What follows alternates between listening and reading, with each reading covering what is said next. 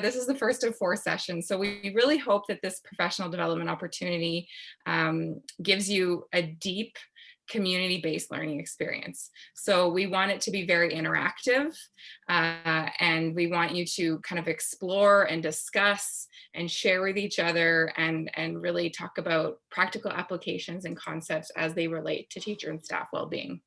So as you know, today's part 1 is keynote. We have Dr. Lee Schaefer joining us today for a keynote. And in a couple of weeks, we have a panel session. They will provide some commentary on this evening's keynote. They'll discuss applications, and they'll take even a deeper dive. And there'll be an opportunity to collect questions post this evening for anyone to plant some seeds to have discussion at that panel session.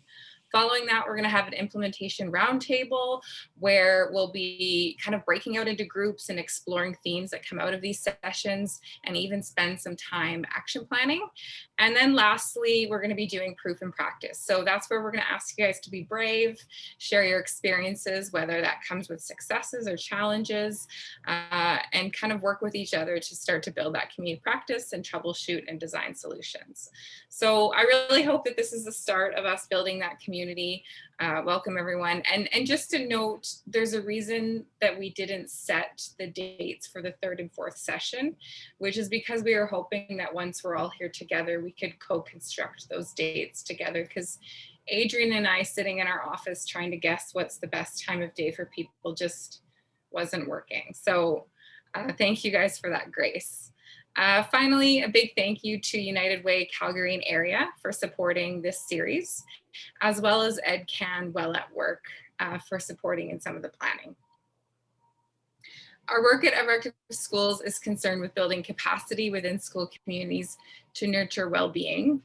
We know that the heart of this work is relationships within and between schools, teachers, students, leaders, and communities, but also relationships with the land and with each other. So although we are physically apart today, we are connected through technology, yay Zoom, and we're also connected through the land.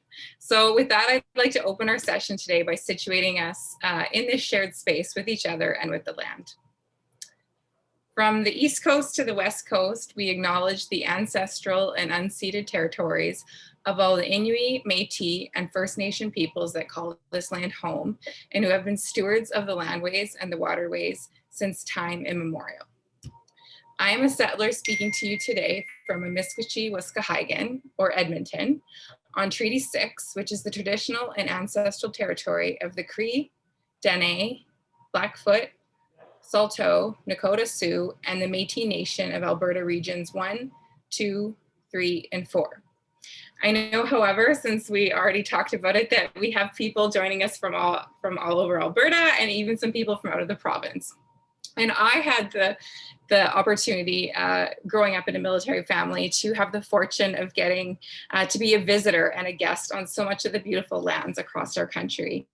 I was born in Mohkinstsis, or Calgary, in Alberta on Treaty 7, which is situated on the traditional territory of the Niitsitapi, or Blackfoot peoples, to Borden, Ontario, the traditional territory of the Haudenosaunee, Ojibwe, Chippewa, and Anishinaabe peoples, to Ebegwit, or Prince Edward Island, the traditional unceded territory of the Mi'kmaq, and if you believe it or not, a couple other stops in between.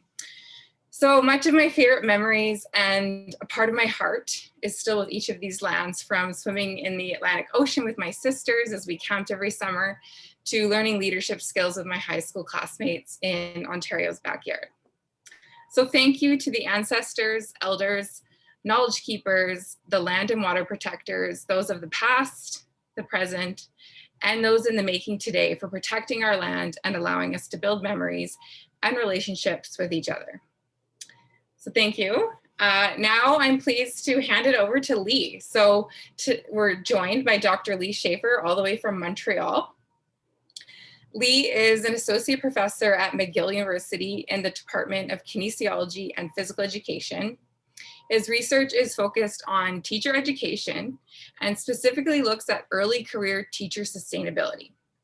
He also works closely with Indigenous communities in thinking about ways to create wellness physical activity programs that are both culturally responsive and sustainable. Lee is a recipient of McGill's Faculty of Education Distinguished Teacher Award and has been recognized and awarded for his engaging learning environments, as well as his ability to bring theory into practice and emerging leadership in education. So the session today will be about 50 to 60 minutes, Lee's talk, and then throughout there'll be opportunity for conversation and engagement. And if you have questions, Lee has said you can throw them at him or you can put them in the chat. And yeah, without further ado, I'm going to hand it over to you, Lee. Welcome. Thanks, Caitlin. Can you hear me okay? I've got yeah. New headphones on here today. Okay, perfect. That's great. So I'll start off with my own land acknowledgement here. So I'm in Kanien'kehá:ka territory, which is home of the Mohawk, the Haudenosaunee, and McGill is actually situated right on Mount Royal, which is the unceded territory of the Mohawk, and a meeting place for a variety of Indigenous populations, as well as the French and English, and kind of the home of colonization in Canada. So it's a rich history here. I'm quite heavily involved with the Kanien'kehá:ka with a variety of different programming opportunities, and I guess one of the pieces with land acknowledgement, as Caitlin nicely did, is connecting it in a meaningful way to ourselves, I guess. So for me, I've just been really welcomed into the community here. I'm originally from Saskatchewan, Treaty 4 territory in Regina. And I've really been welcomed into the community here and learned a lot from the people that I've been able to work with here. So I just appreciate the place, appreciate the welcomeness, and appreciate the history of this particular spot. So I'll start out by saying that, and then I'll start out by thanking Everactive for having me. I've been a long time attendee of Everactive Schools professional development ever since I worked with HPEC in Edmonton a number of years ago, and have kind of moved across the country since that point in time, but Everactive's always been really supportive of the work that I've done, and I've always tried to kind of support as much as I can along the way. So I really appreciate the opportunity to be here today, at least virtually, and yeah, just to be meeting with obviously people that are passionate enough to take some time out of their day to think about the teachers they're either working with or the schools they're working in or the students. So I just really appreciate that piece. So thanks for that. As Caitlin kind of mentioned, I'm used to teaching undergraduate students, so I'm used to not having any videos on. But if people want to turn their videos on and they're comfortable with that, that's great. If they don't, that's cool too. I'm just going to pull up my screen here before I go too far down the road. So the discussion today is it's around well-being, it's around emotional development for teachers, but I'm trying to take a tact that sort of sets it up in a broad way for the rest of the speakers that are coming after me, and the opportunity that you're going to have to sort of work together. So I'm hoping that it kind of sets a nice foundation to think about. It involves a lot of research that I've looked into, a lot of research that I've participated in, and just some of the things along the way that I've learned, and some of the newer conceptualizations, I guess, that we're trying to think about with the research that we're doing. So I'm happy to, as Caitlin said, if there's questions along the way or somebody pops their hand up or whatever else, I'd love it to be as interactive as possible. I do have a couple opportunities throughout where I won't be talking, where you'll be sort of broken off into smaller groups and have the opportunity to work on your own, but also to work with each other. I think, one of the rich pieces about this is that you do have the opportunity to kind of work with each other along the way. So I've titled the talk Relational Agency and Teacher Sustainability. And thanks, Caitlin, for the introduction. So I am at McGill. I've been out in Montreal now for about 5.5 years. I came from a position at the University of Regina and spent most of my career and life in kind of Alberta and Saskatchewan. So it was a big shift for us to move out this way, but it's been an amazing experience for us and our family. I actually began my teaching career, I was thinking about this today on my walk into the university, in 2006 at DS Mackenzie School. And I know that I see some familiar names on here of folks that work with it within Edmonton or within Alberta that we've definitely crossed paths before. So looking forward to some of the questions and comments from you folks. So I started with this one because as a teacher, when I was a teacher teaching in schools, I just always felt like the PD person was trying to sell me something, the slap chop, the grady, And I'm always apprehensive when I speak with teachers or directors or school boards, because there's so much context, there's so many things happening within the walls of those schools that I have no idea about. So I'm humbly here today, not to sell you a slap shop or not to sell you anything along those lines, but really just to kind of engage in some of the conversations that I have with my students and with early career teachers. And I'm happy that there's some directors in the room and principals and teachers and people that may be working around comprehensive school health, because I think that from an interdisciplinary perspective, this all kind of fits together. The other thing that I'll mention is that in the past 6 months, I've probably had more phone calls, more people contacting me to present this work than I have in the past decade.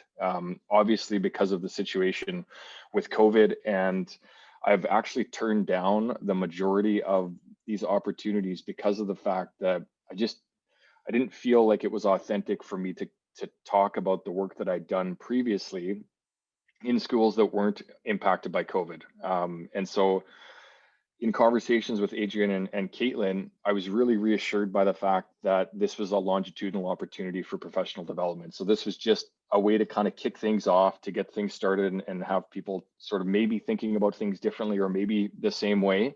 And the fact that you get to meet with a variety of different colleagues and academics and you get to meet with each other along the way. I think for me, the richest professional development I've ever had was for sure the longitudinal kind, where we have these professional learning communities that are created. And ironically, I think that some of that will come out in the presentation today. So with that point, I know that teachers like outcomes. And so some of the things I guess that I would like to accomplish today with you folks is around kind of knowledge, understanding, and skills. And so I'd like to, from a knowledge standpoint, really hit home the importance of autobiographical experiences. And those are life experiences that temporarily kind of unfold, and just the importance of how those play a role in us as individuals, in teachers and schools and students' lives and all those pieces. So that might be something that you're already well aware of and just review. If not, I'm hoping to kind of bring some light to those pieces.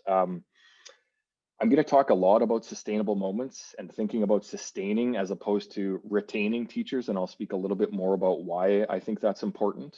I'm going to use some key kind of concepts that may be seen as theoretical or philosophical, so I wanted to kind of set them up front here and sort of from an understanding perspective, I'd like to kind of give a sense of what narrative coherence looks like in regards to our stories and our experiences as teachers, as educators, as people who teach or work in schools.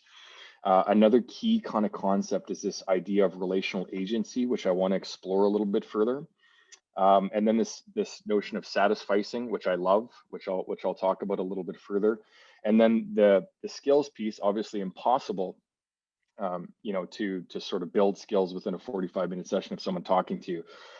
But my hope is that possibly others are able to pick this up throughout, and we can think about how this idea of relational agency can help to sustain not only teachers in schools, but administrators and school systems and parents and a variety of different things. Not that it's a silver bullet by any means, but hopefully it kind of gives us something to hang on to in terms of the presentation. So I hope that's not too overwhelming. I kind of tried to sort of streamline it as much as I could. So when I started at DS Mackenzie, I was a first year teacher. I was hired out of the University of Regina in April, and I found out I bought a condo in Edmonton with my partner, and I didn't find out where I was teaching until August 28th. And I was in the school August 29th, and I had a grade 7-8 social studies classes, and I had grade 7-8 health, and I had grade 7-8 language arts, and I had grade 7-8 phys ed, and I had a grade 7 computer class, which I didn't know any better at the time. But I thought that was a lot of different curriculums for somebody from Saskatchewan to wrap their head around in 2 days prior to starting the semester. So as I went, I had an amazing experience. I had absolutely amazing colleagues at DS Mackenzie, and I'm still in touch with a number of those folks. They're still good friends of mine. But when I started to do research around this area and I read this quote, it just really stuck with me, and it resonated strongly. It's this notion of how we treat the least experienced among us is a reflection of how we feel about ourselves as a profession. and the importance given to induction as a barometer of the professional kind of self-esteem. And I just thought, as a beginning teacher, as someone starting my career, I thought, geez, this is really different. And in my past life prior to that, I was a hockey player, and I just thought about how in coming into a new team, yeah, there was, you know, you were the rookie and you were these types of things, but at the same time, you were coming into a culture that everybody wanted to enhance and wanted to make better. And so in that case, we want everybody to succeed. And I looked at the beginning teachers around myself and thought, geez, this doesn't seem like a very good opportunity for success in this particular situation. So that was one of the first quotes that I found that really resonated with me and drove me down my path of research throughout my master's and my PhD work, and still a lot of the work that I do today around teacher sustainability and attrition.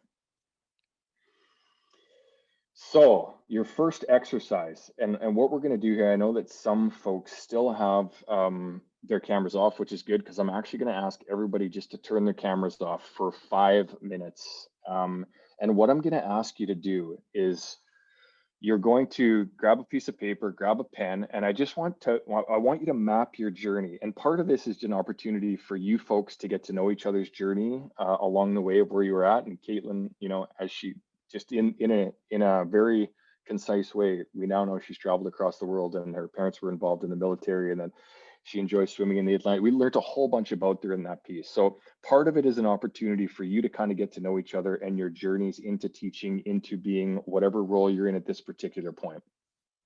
The other piece of this is I want you to think about the threads that kind of weave these experiences together and why they're sustaining for you, or how they've sustained you as somebody that works in education. And I don't want to say teachers, because I know that not everybody here is teaching at this particular time.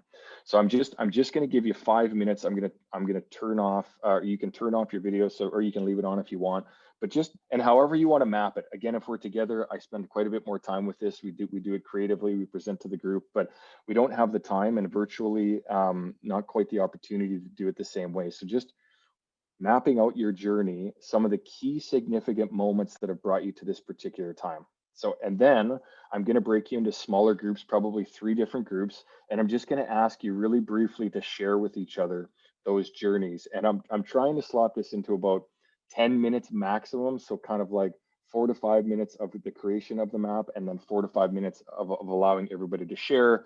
And then I've got another quick activity after to kind of unpack some of that stuff. Does that make sense to everybody? Okay, I see 1 thumbs up. Yeah. I'll take that as the lion's share of folks who got it. Okay, so I'll start my timer now. It's perfect. It's 6:20. So at 6:25, I'm going to ask everybody to come back, and then we're going to put you into smaller breakout rooms. Okay, perfect.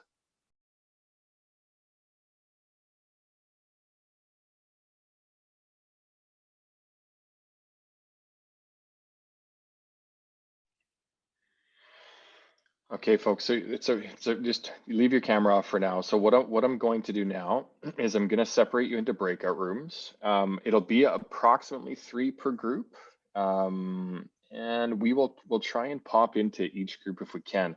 And all I want you to do is, we don't have a ton of time, so just a couple minutes or a minute and a bit each of just kind of sharing your journey, why those moments are significant, and giving that smaller group a bit more sense of where you're kind of coming from, if that makes sense. Okay, any questions, just let me know. I'm opening the rooms now, so you should be able to pop into those rooms.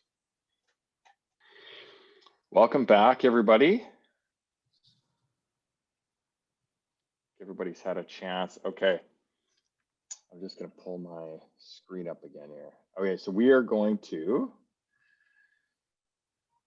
thank you for, I popped into a group there, and there's lots of sort of resonances. Now, can you access the chat icon? I can't. You know what I'm going to do? Actually, I'm going to exit out of this just so I can see my stuff here.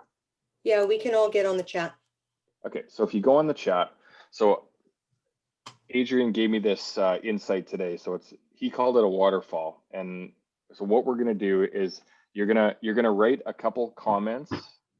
Could be 4 or 5 words, whatever it is, into the chat around what your thoughts were on the journey mapping activity. And you're not going to hit enter yet. You're just going to wait. And then when I say go, you're going to hit enter, and all of your pieces are going to go in the chat at the same time, so that it's a little bit more anonymous. It's not like you're on the spot. It's just all of a sudden there's a whole bunch of information there that I can kind of have a quick peek at and just unpack and sort of give me a sense of where everybody's at with the journey mapping piece. Okay, so I'm going to give you, let's say, I don't know, 15 seconds, couple words, a sentence, whatever your thoughts are on the initial kind of process of that journey mapping activity. For me, I was in a group and there was threads within there around sustainability, around kind of finding niches around, so there was a whole bunch of different things kind of going on there. So I'm really interested to kind of see what happened in the other groups, and I'll give you maybe like another 10 seconds. 5, for the countdown to enter. 3, 2, 1. Okay, hit enter. Okay. Yes. Okay, that's awesome. The no linear path is so. I mean, I always talk about the early career teachers that I have now and the pre-service teachers, and they're like, I'm going to go here and I'm going to teach there for a couple of years, and then I'm going to go here and do this, and then I'm going to do this, and I'm like, good luck with that. Let's see how all that shakes out for you. Good reflections, multi-steps to bring them to where they are. Yeah, no one person stayed, and I think that's an interesting piece. That and what I want you to think about, the group that I was in, I wanted to ask this question because there was a lot of kind of bumping and moving around, and it's like, what are you after? What's residing at the kind of heart of this bumping around? What's not in those spaces or those places that you're kind of looking for, that has kind of pushed you outside of different schools and different programs and pieces like that? Team relationships, absolutely. Oh shoot, you didn't get to the third person. I knew we wouldn't have enough time, so I apologize for that. That's my fault for not, because this always goes over time. Bureaucracy, system, the why is a key piece. Yes, impactful teacher came up a lot. And isn't it interesting how there's kind of this, I would call this grand narrative around, oh, the big myth of being a teacher. You think you're going to impact people's lives, well, get over it. And every single person that I heard talk, and myself included, there are those mentors and those teachers along the way that undoubtedly shaped the path to where we are today. And we're a part of those. You are those individuals right now, and you've made those impacts along the way. Yeah, that was unexpected. So true. Okay, so that's awesome. I think that gives me a really neat sense of how people kind of unpacked and started thinking about those pieces. I want you to hang on to those as we kind of move forward. And it actually gives me a little bit more confidence with what I'm going to present, because it's less well-being, less physical activity, and more thinking about the sustainability of a human within a system. So again, if there's any questions along the way, I encourage you to pop in and ask those questions. So I thought it might be interesting to unpack some of the literature around why teachers go. And I titled this, Should We Stay or Should We Go Now? We just kind of published a recent paper that used this title. And I find that even in the conversation we just had in our breakout room, that question kind of always seems to be at the precipice of, should I stay or should I go? And one of the things I want to clarify is that I think when people talk about leaving teaching, they're not actually leaving teaching. They're probably just leaving schools and moving into other kind of venues to teach. So we can see teaching narrowly as teaching in a school, or we can see teaching more broadly in the different venues that we can move on to and use our skills as educators in different places. So that's just kind of a bit of a juxtapose around framing leaving as a bad thing. So within the literature, there's this notion that there's these individual conceptualizations. So it really is, and then I have the fingers pointing on the teacher there, because I remember distinctly reading through this literature and being really, really ticked off as a teacher and thinking, well, if I was just more resilient, if I was just stronger psychologically, maybe if I had different demographic features, maybe if I had different family characteristics, maybe I have a better opportunity elsewhere. And there was all of this kind of finger pointing at the teachers. And it's not to take away from the fact that there are those certainly individual conceptualizations that might help us think about sustaining teachers. But the experiences of teachers, number one, were lacking, when it talked about teachers leaving or being sustained, there was no contextual information. So it's like, oh, this teacher left the school, and it's like, well, why did they come to the school? Because maybe they wanted to leave, or maybe they planned to travel, or maybe they planned to have children, and it had nothing to do with teaching. It was just their life plan to leave teaching. So I had some real problems with the kind of finger pointing and individual conceptualizations that really just resided around teachers. And of course, within the chat box, there came in the systemic kind of bureaucracy pieces. And of course, you know, that's another kind of realm. And oddly enough, oftentimes the literature was kind of separated. And now that, you know, once you get into more research and start to understand research design a little bit more, you can start to understand how difficult it is to actually research the individual and the context at the same time with the variety of variables, particularly when you're trying to do things quantitatively. And that's where a lot of the literature at that time anyways sort of resided. But from a contextual standpoint, and these things won't be surprising at all probably for you, you know, teachers identified support, salary came up over and over and over again. And the discrepancies around the salary research is interesting. It's a whole PhD probably to do in and of itself. Professional development was both good and bad, so seen as very fulfilling, as some of you mentioned already, and some just really problematic and unmeaningful to me and unauthentic. Collaboration, so lack of collaboration or opportunities to collaborate were really sort of baked into the cake of how teachers were sustained or whether they were retained in their schools. Obviously, context was huge, and just in our small group conversation, as people moved to different schools and understood the different contexts that they were working in, they were sustained in different ways or not sustained in certain ways, depending on, you know, how they imagined their stories of teaching kind of unfolding, if that makes sense. Student issues were listed over and over and over again. So management issues, working in core schools, working with students that aren't attentive, that are management issues, all those types of things, and then teacher education as well. So if we could just train teachers better, if we had better teacher education, if their pedagogical skills were better, they would stay. So there was kind of these two differing fields of research at that particular time, and there wasn't a lot of intermingling around these pieces. And so that's kind of where we moved with the research piece. And this study was actually conducted in the initial study was conducted in Alberta with a grant through Alberta Education, and we surveyed with semi-structured interviews across the province 40 different early career teachers, and some of the emergent themes became the same, but I just want to unpack these a little bit to think about them. So support came up all the time, and what we sort of came to realize is that support meant completely different things. So when somebody said they were unsupported, that meant nothing. So a lot of the literature was like, teachers need more support, but the teachers were telling us the varieties of support that they needed obviously depended on the individual and the context of the school they were in, right? So saying that teachers need support is kind of a moot point. Yes, they need support, but for what and how and in what context and what does that particular individual need? That identity piece of belonging came up a lot, and we were sort of attentive to the notion of identity because we were starting to think about teacher sustainability as being connected to our identity as individuals and individuals who had become teachers or were becoming teachers.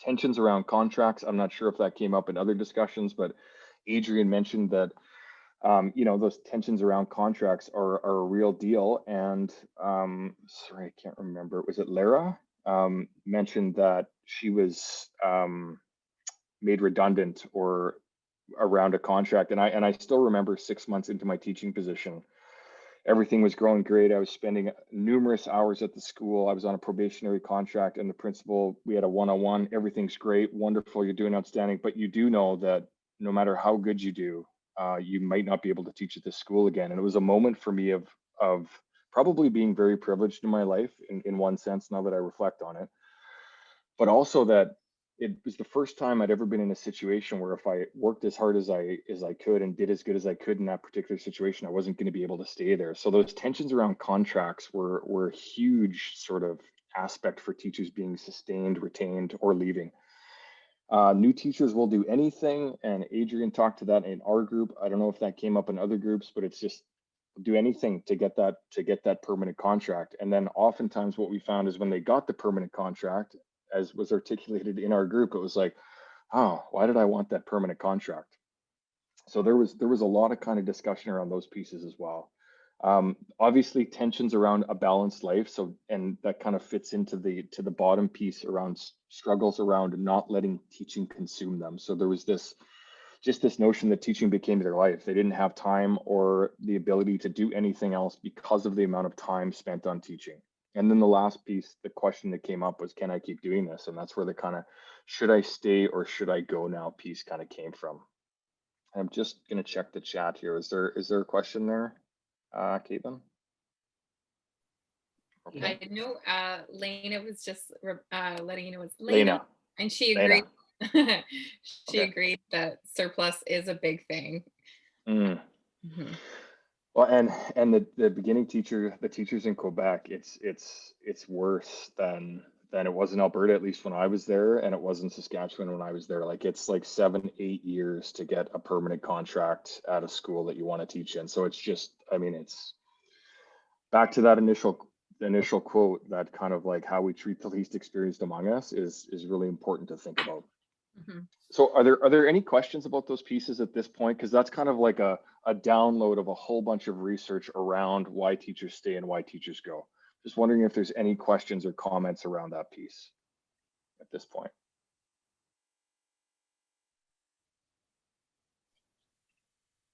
It's resonating with me, Lee. I just feel like you're talking to me directly, even though I know we got so many other people here, but just, yeah, I'm totally in on this. Okay. If there's one, there's got to be more than, there's got to be two. Okay, so I'm going to go back into here then, and we're going to go to this piece. And every time we hop on a plane, which maybe we haven't done for a while because we're stuck in isolation, we sort of end up with this comment that you need to put your mask on before you put on other people's masks. And that's a very pragmatic and practical reason, because if you can't breathe, you die. And that means you can't help other individuals within that particular space. And for some reason, and maybe this is a cover story or an altruistic story, but teachers seem to have obviously, you know, they want to work in schools, they want to work with kids, they want to make a difference, they want to change the world, they want to do all of these kind of grand narratives that teachers are supposed to do. And oftentimes their own sustainability comes last. And you see it with parents and people that are teaching. It's like, what more do you have to give when you walk in the door to get home, or when you walk in the school? Everything's put on the plate. And so I guess one of the pieces, whether you see it as selfish or navel gazing or whatever it might be, I think that we need to think about the sustainability of ourselves first. And that's just because if we're sustained, we're going to be more passionate, we're going to be more engaged, we're going to spend more time doing things that we want to do. So that's just, you know, obviously probably preaching to the choir in some senses. Let's make sure. Okay. As we kind of kept talking about retaining teachers, it just never fit well with me. And the only analogy I could think of was like these retention ponds that fish are in and they can't get out. They're retained. That's wonderful. They can't go anywhere. But that doesn't mean by any stretch of the imagination, number one, that they want to be there, number two, that they're enjoying be there, or number three, that they're like contributing in a positive kind of fashion to that particular place. So to me, retaining teachers is, I don't know if that's that important. Retaining teachers might, maybe from an economical standpoint, because, you know, within the United States, $2 billion is spent every year on retraining teachers. So from an economical standpoint, I understand why we want to retain teachers, but don't we want to sustain them more so than retain them? We don't want to retain them. And I just thought, well, we have this pension and we have summers off, and now I'm into it and I actually heard a lot of my colleagues kind of tell this story to me. I'm into it for 10 years now. Like, to go to anything else, I'd have to take a salary hit, and do your master's now, because if you do it later, you're going to take a salary hit and you'll have kids and a family and all these types of things. And you know, and so we really tried to kind of shift away from thinking about retaining teachers to sustaining teachers. And in doing that, you have to take the whole life of an individual into account. It's not just being sustained within a professional knowledge landscape or a school. You have to be sustained in a life as a teacher. So we also kind of juxtaposed this a little bit and said, we're not really teachers, we're people who teach. right? So we can say we're a teacher, but realistically, being a teacher impacts our lives in a variety of different ways, whether it be our summers, our families, where we spend our weekends, all of those different types of things. And so this is one of the things I try and hit home with our pre-service teachers all the time is like, how do you imagine your life as a teacher? Not how do you imagine being a teacher? Because if we can be sustained in a life as a teacher, then that's different than being retained in a professional landscape or a school. If that makes sense. I've got my chat box up here. I'm just gonna try and get rid of it if I can. Just gonna do that. Sorry about this. I'll pop that back up now. There we go. So that was a kind of key switch for us to sort of thinking about sustaining teachers, and not necessarily from a well-being perspective or from a holistic perspective, but really just thinking about sustaining as opposed to retaining. And then a lot of the work that I did kind of focused around this understanding of narrative conceptualizations of knowledge. And put really simply, it's just the understanding that as human beings, we live through stories.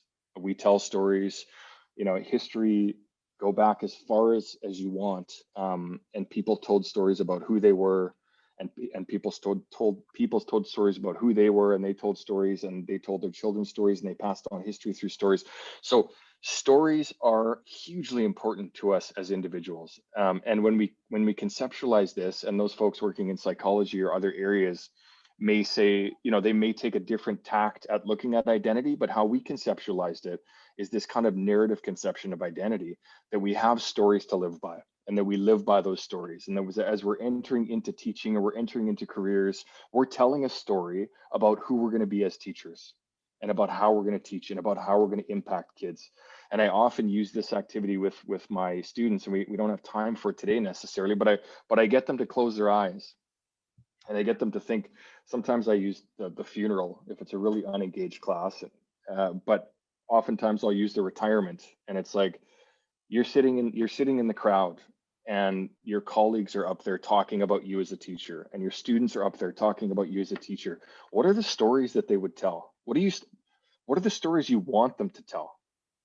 Because those are the stories that teachers enter teaching with, right? These you can call them altruistic, you can call them grandiose, you can call them whatever you want, but teachers enter the field of teaching with these ideas about having an impact on people's lives. So that's the story they're telling. And this idea of narrative coherence, and this is a really complex kind of area that I'm really sort of narrowing here and really not doing justice to. But it's this idea that no matter what, we're doing and telling and retelling ourselves the story, and we're always kind of trying to align those stories with the places that we're entering into. So if they are coherent, we're more sustained. If our autobiographical kind of stories match with the stories that are unfolding, we're more sustained within those particular situations. So we started to think about the imagined stories of how they were entering into teaching, and then how they were unsustained oftentimes by teaching, by bureaucracy, by not being able to do. And I heard this in Jennifer's sort of story. It's like, and then I couldn't do what I wanted to do with kids, and then I had to leave, and then I had to find a different position where I could, you know what I mean? So there's this kind of searching for this narrative coherence, and that's one of the key kind of concepts that I had in the understanding piece that I hope we can play with a little bit further. I hope that hangs together and I didn't go through it too quickly. So if we think about leaving teaching, then it's not just one day I pick up and I'm off, away I go. It's really this identity making process that we're going through as we're deciding, how do I find that narrative coherence? How do I match my imagined stories of who I'm going to be as a teacher and a human being with what I'm doing as a profession? And the understanding that it doesn't, again, it's so much more. We know this. It's so much more than being a teacher in a classroom. How does that shape your life as an individual, right? Especially if you're working in a smaller community or a core community, or even a high SES community, or a private school or a public school. Like, all of those things shift and change the rhythms of our lives. So we started to see leaving teaching much more as an identity making process than this, oh, they couldn't hack it. In fact, I need to be careful how I couch this, but I would say that the majority of teachers that we worked with You know how people will say, oh, they're just not passionate enough. They just don't care enough, so they left. That's bullshit. Pardon my language. The folks that were leaving were so passionate and so gung-ho about working in their imagined ideas of being a teacher that when they bumped with the professional knowledge landscape of the schools, there was just no way to stay and for them to actually be sustained. So I don't want to go down the rabbit hole there, but that's kind of how I'm trying to sort of situate these pieces, if that makes sense. Okay, we're going to try another activity here. So sustainable moments. Now, this is, again, whenever I talk to early career teachers or administrators, I often ask them, where are the sustainable moments in your schools? Where are the moments where you can be having the absolute worst day, the worst possible situation, but there's that moment that goes, whew, it's going to be all right. I did it. I made it. It's good. Today is going to be okay. So here's what we're going to do with this one. I'll just share this story as I'm trying to find my screen, just to give you a sense of how far I've come with my Zoom prowess. So Jody knows this story because I told her already, but I was posting my first Zoom session of the semester, and there was there's a little button that said you can record your Zoom session automatically if you push this button. I thought, well, that's great. So I did that little button. I started my video, and I was kind of looking into the screen, and I was like doing my best Ron Burgundy impression. I was like, bow, wow, wow, doing the eyebrows, checking the volume, everything. I'm like, this is awesome. And I think I was like looking up top. I'm like, oh yeah, sweet, that's awesome. And then I hit stop. Good to go. Awesome. It recorded. That's wonderful. Leave meeting. Checking some emails, doing some stuff. When I hear an email, and I can actually hear my student's voice. She's like, I'm pretty sure you just posted your warm-up video on my courses. And I was like, what? No, I never posted anything on my courses. The red tape at the bottom of this thing, not only does it record it, it automatically posts it onto my courses. So this is how far I've come with Zoom. I can now share my screen. I know when I'm recording, when I'm not recording. So we're going to try this. So we've got that you should have in your chat box at the very top. Maybe what I'll do is I'll repost it here into the chat. So we got that. Now we need to exit out of that. And then we're going to go into here and we're going to paste this. Now, if you click on that Padlet piece and we share our screen, you should come to this page right here. Okay. Now, this is anonymous. No one will ever know what you write on this page. All you have to do is you double click, and I just want you to write down some of the sustainable moments for you as a teacher, as an administrator, within the space that you work within. So if you can see, I can just click on here. I can write, student relationships for me are huge, which is why teaching virtually has been so difficult for me. Are you folks able to access that? Yeah. Okay. Yeah. Okay, and then as we populate it, you'll be able to see other people's responses, but no one will know who's written what. So it will allow you to for us to corrugate some of the sustainable moments that we can share as individuals.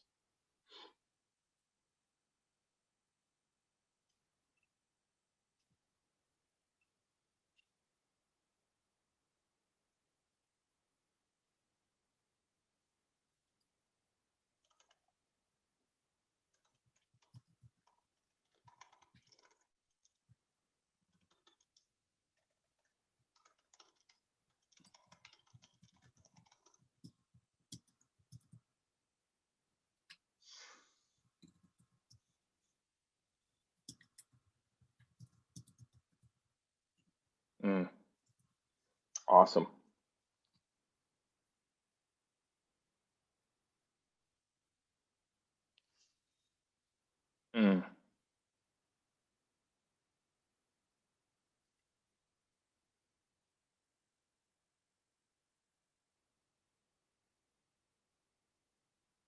Yeah, that's great. Just keep typing, keep adding ideas.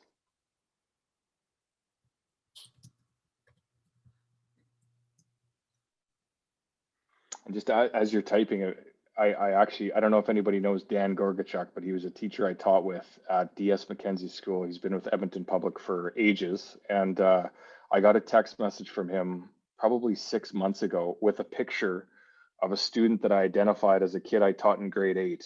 And they were sitting around a table at a teacher induction piece or a teacher kind of PD piece. And him and this student were sitting together.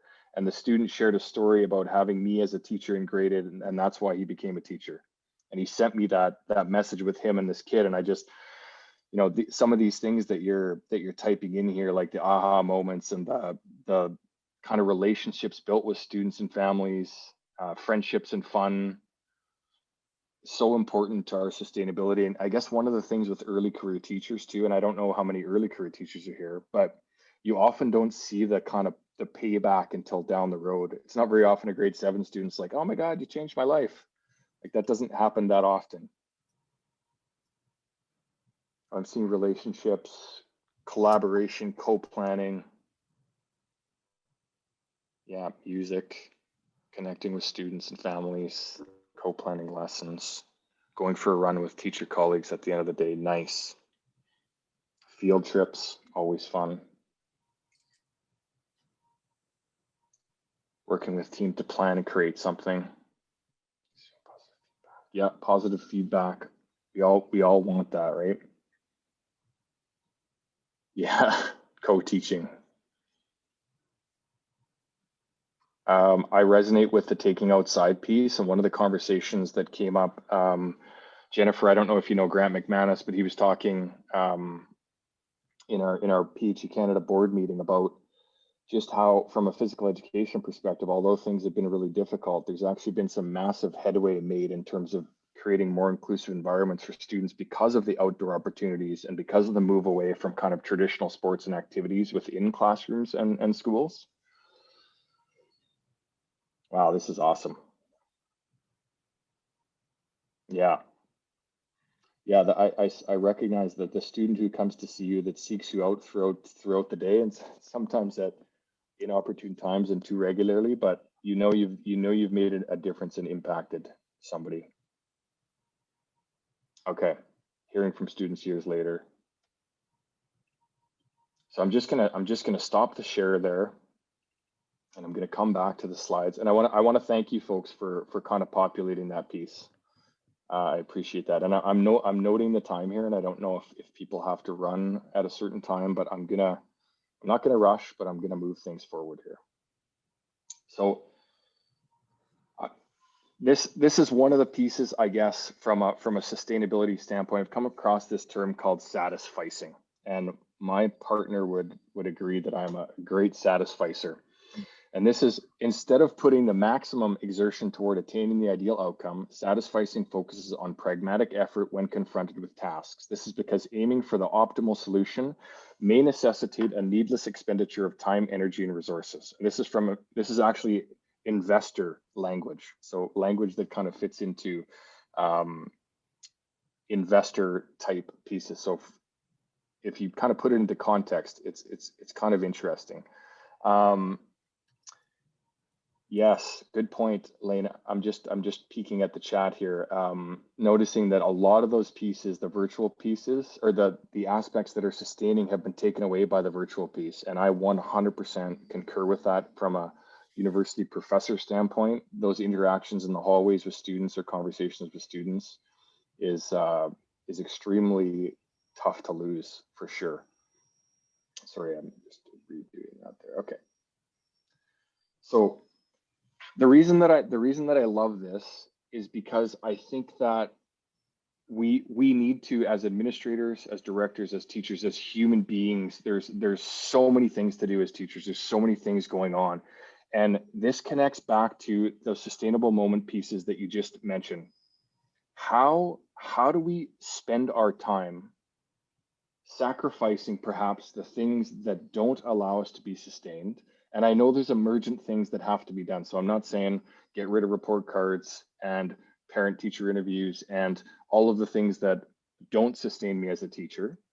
But what I'm saying is if we're really connected to our own values and beliefs and our own ideals and what we're after, and what sustains us, then we can be much more diligent and much more mindful and purposeful about what we sacrifice and how we sacrifice it.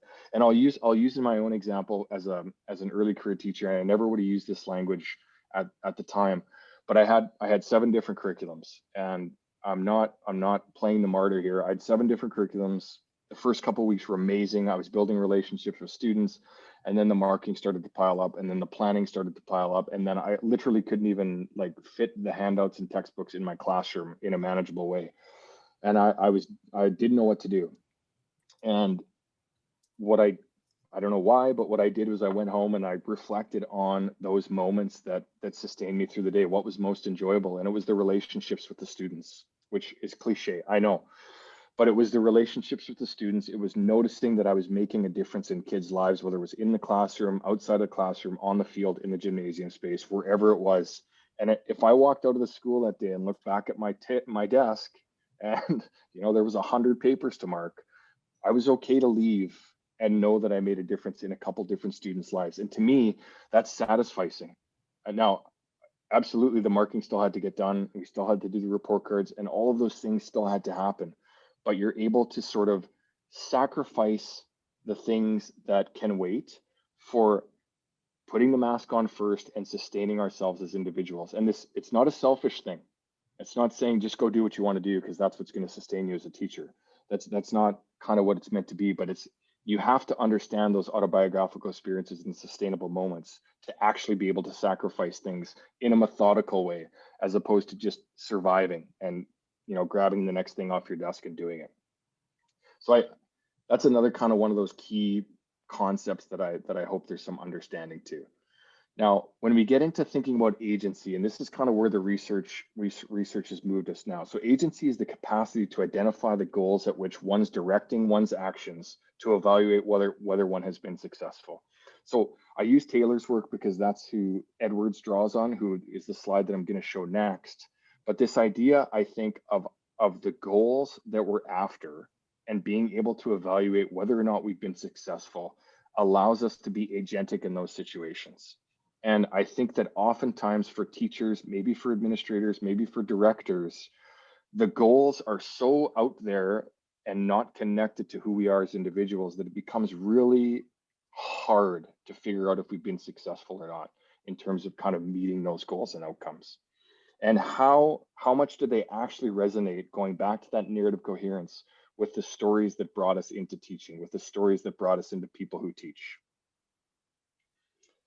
And then secondly, I wanted to pull up this notion now of relational agency. So she describes it as a capacity to align one's thoughts and actions with those of others in order to interpret problems of practice and to respond to those interpretations. So, even in your sustainable moments on that board, I'm picking up this co-teaching with another individual, or having a conversation with a colleague who's reaching out to me, and aligning our beliefs and values together in a relational way. So then it's not just about us, right? It's not just about me as the individual being agentic. It's also about this community, this relationship. And in some ways, perhaps what can be created through these professional learning type community opportunities. The last piece on relational agency, and this one's is probably my favorite piece, the capacity to offer support and to ask for support from others. And I truly believe that oftentimes as teachers, maybe even just as human beings, we're so imbued with everything happening throughout the day, we don't even know what to ask for support for. Early career teacher, early career professor, whatever, you don't even know what you need support for because you haven't had the time to sit down and really reflect on where you want to go and where you're headed to. So the ability to engage with the world is enhanced by doing so alongside others. The fluidity of such relationships is important, as it was clear that they were not encouraging dependency and were encouraging a capacity to both seek and give help when engaging in the world. And the reason that I really like this is if you think about those relationships on those professional knowledge landscapes or the schools that you work within, and you think about being able to align your own values and beliefs with others, and being able to chip in and having them chip in, being able to seek support when needed, but offer support to others, you feel important, you feel like you belong, all of those pieces are there. But there's also, but again, it's not just individual, it's relational in the sense that this is a skill. So that's why I put it under skills. The ability to move into a landscape that you're not familiar with or a context and identify supports that you need, identify individuals in a relational and socially sort of aware way that are going to help you along the way and that you can also help along the way is a skill. The ability to even be able to ask for help in this way or seek support comes from, in my opinion, the opportunity to really reflect on the autobiographical pieces and the narrative coherence and being able to say, here's what I need, here's how this could possibly play out for me if I have the supports, resources needed in this particular place. So I'm hoping that's kind of hanging together. I know that that's pretty theoretical. So I've got a few minutes left here. I just want to provide a couple kind of examples of that. So at DS Mackenzie School, you know what, I'll skip my own example because I've talked about that. I'll use two other examples. So one of my master's students at the University of Regina was writing around teacher sustainability, and she created a garden in her classroom space. And it was hard work. It was difficult to do. She was an outdoor person. She had lived her entire life outdoors. She skied, she did all these types of things. And the classroom for her, she identified that the classroom was not a space she could teach in the best way possible. She also identified that she couldn't take the students outside all the time because it just wasn't realistic. And so her way to kind of build this garden, her way to sustain herself within her teaching was to build this garden within her classroom. And it wasn't easy. She got letters from parents about kids that had allergies to mold. She had other teachers, you know, poking their heads and going, why would you do that? That's really messy. That's going to be a disaster. But she was able to identify that for her stories, her imagined ideas of teaching, she needed kids to play in the dirt. She wanted them to be outside, right? So she taught her curriculum through the plants that grew within the different seasons.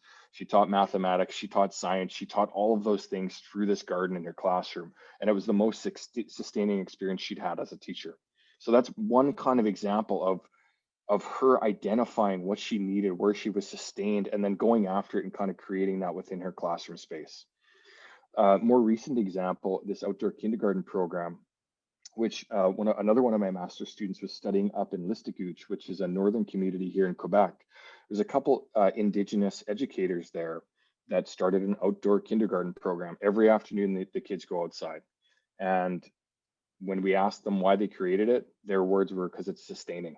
And when we asked them why, you know, there was an opportunity the school system for them was, they called it claustrophobic. The kids weren't learning, the kids weren't having fun. They saw when they took them outside, they could connect the language to the land, they could connect the culture to the land. The kids were having fun, the kids were having joy. These two teachers were learning together in this particular space, and they were sustained through the creation of this kind of own sustainable space and own sustainable moments. So those are just, I wanted to offer a couple examples of what this might look like, and whether that seems realistic or not, I'm not sure. But what I identify in these individuals is that not only did they create this situation, but they were reflexive enough to understand the moments that would be sustainable for them. And they were able to kind of create that within those professional knowledge settings. So those are a couple examples. And I know I'm kind of flying through that piece just because I'm aware that it's 7:15 already. So some of the pieces that I hope we take from this, the importance of those autobiographical experiences. So if we're an administrator or we're teachers, you know, what are those autobiographical experiences and stories that have brought us to the table in terms of teaching? And then how do those tie into those sustainable moments, and how do we seek those out? Can the concepts of narrative coherence, relational agency, and satisficing, can those help us to be sustained as individuals within our school places? And then lastly, this skill of being able to move backwards to think about our stories, and then being able to move forwards and build relational agency within the spaces that we work. Is that an opportunity for teachers to sort of create their own sustainable moments with both the environment and both the individual pieces? So I know that I kind of ripped through the last bit there fairly quickly. I'm happy to answer any questions or comments that folks might have. I'm hoping it was meaningful and hung together a little bit for you at least, and so gave you some meaningful information. And I'm very ecstatic that you will have the opportunity to unpack this and other conversations in a larger group with other wonderful individuals. So thank you again for spending the time to chat today, and happy to answer any questions or comments. Yeah, thanks, Lee. I think Lee said it. So, I mean, if people do have to rush away, then this recording will be available on the online event page, and we'll have the opportunity to ask questions next week. But as Lee just said, he's happy to stick around. So does anyone have any follow-up questions or notes that they want to share at this time? You can put it in the chat box if you don't want to unmute yourself.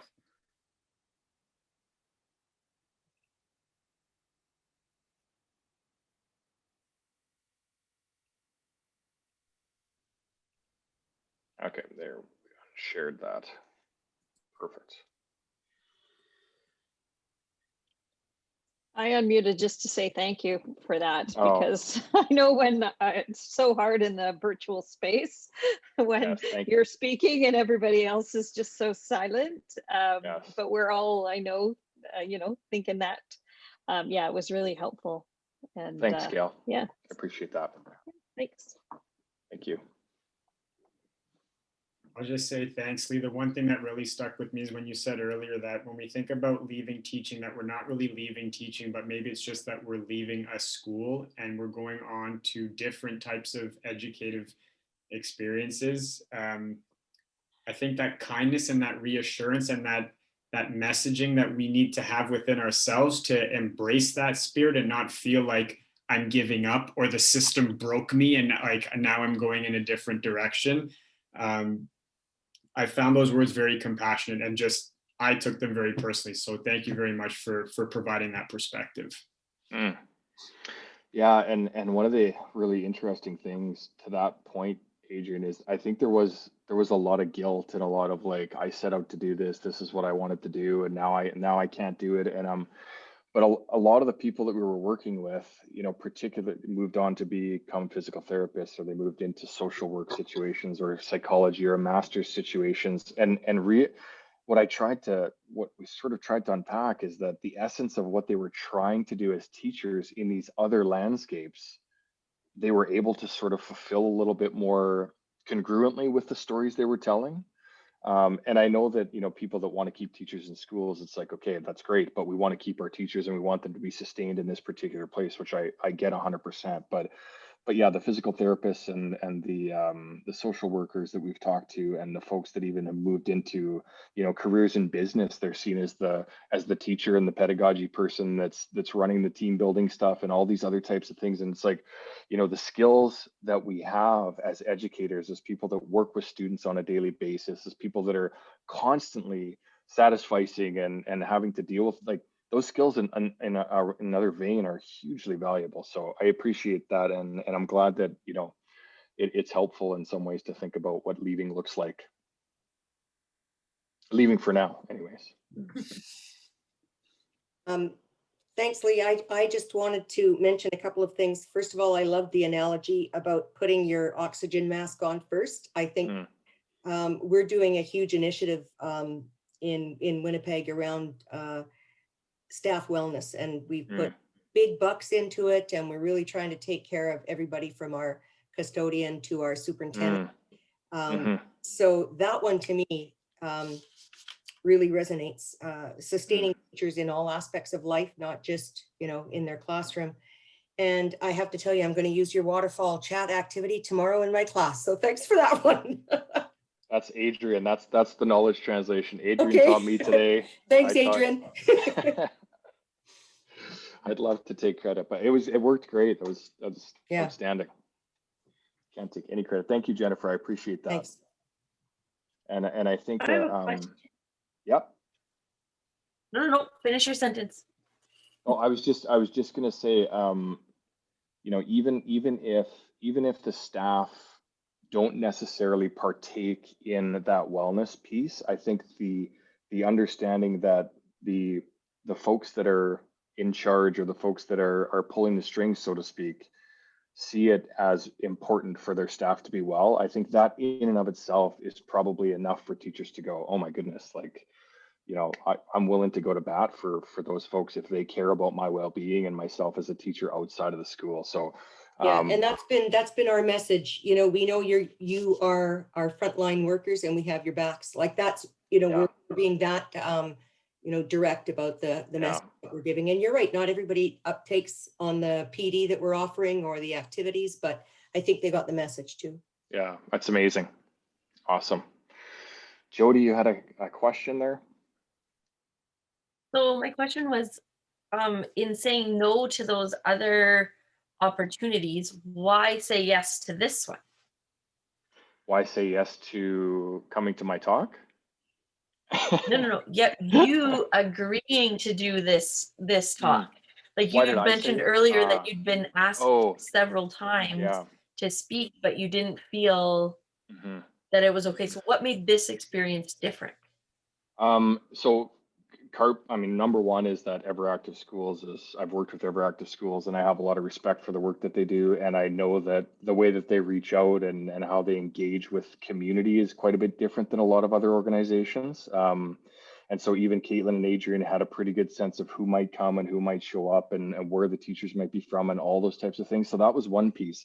But the other piece was just the format of that it wasn't just me coming in to give a 45-minute chat and then everybody was going to go home and be like, oh, that was fun. Back to work tomorrow kind of thing, as opposed to maybe a jumping off point for you folks to be able to meet together again, to have other people bring different ideas, maybe build on some things, maybe tear some things down, whatever that kind of looks like. But I think any quality professional development that I've ever done as a teacher or even a professor is longitudinal, and it's happening with people that we're in community with. And I mean, it's not a coincidence that everybody that sort of came today probably has some similar stories and some threads that weave their way around why they're here and why they're passionate, why they're spending an hour during a day where for sure, you know, Jody, you could have chose to do something different with this hour of time too, right?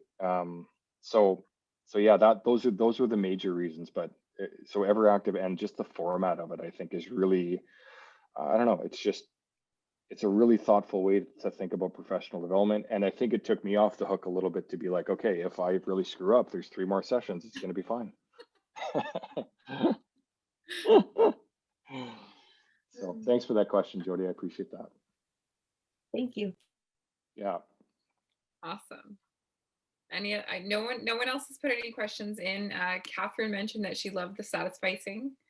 And Tracy jumped in to say this is wonderful. So I was saying my partner, like when I put something on the floor and don't put it in the proper spot, or when I do things, I'm like, I'm satisficing. I'm taking time to do this instead.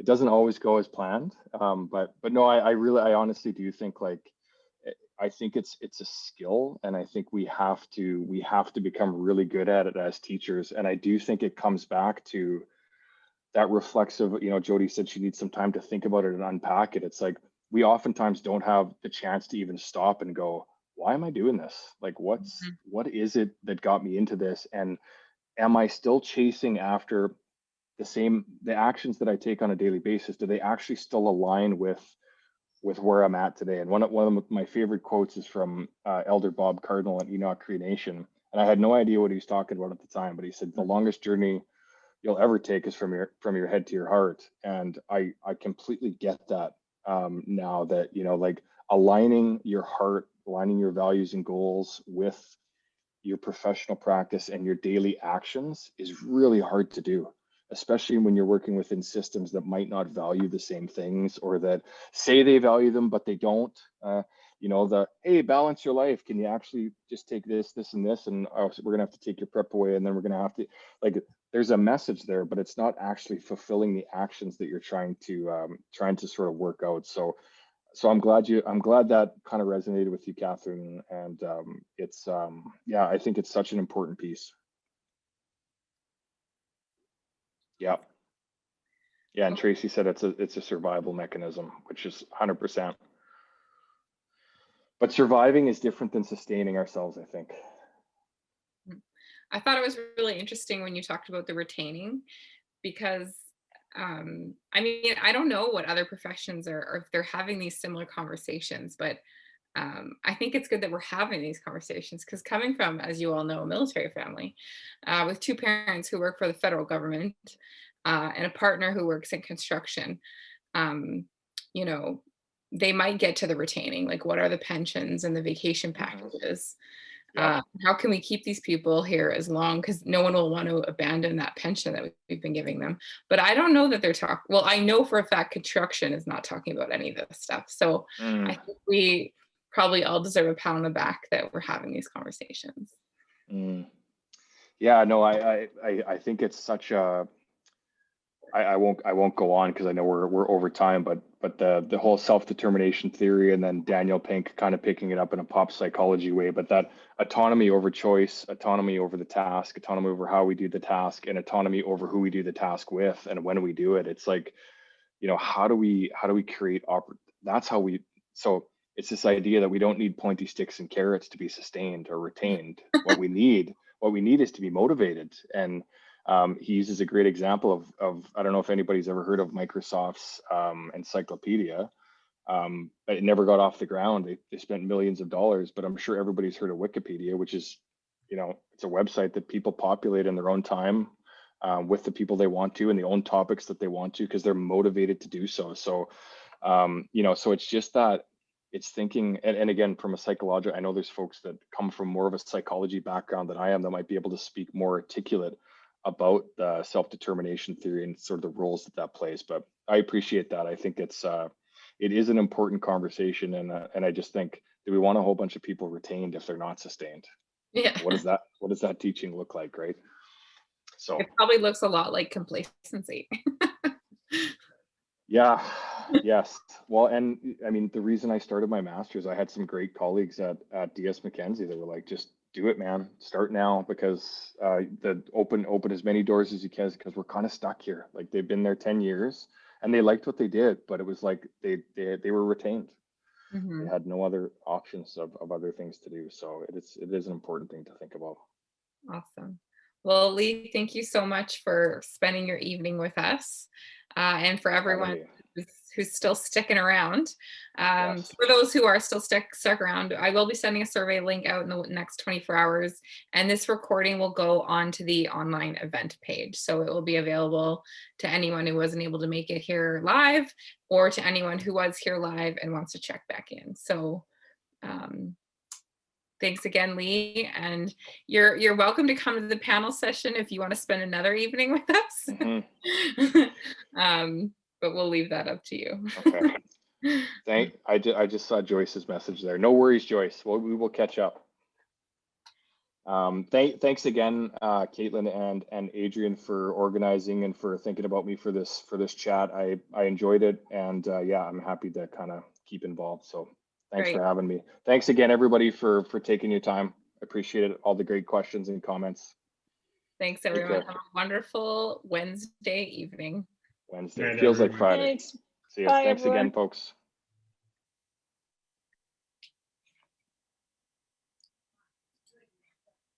I don't know if Dylan's there.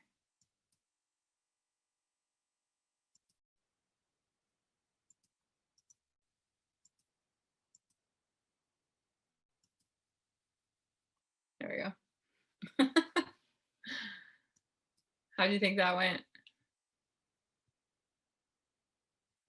I'm on mute. You want to stop the recording? Oh yeah, good call.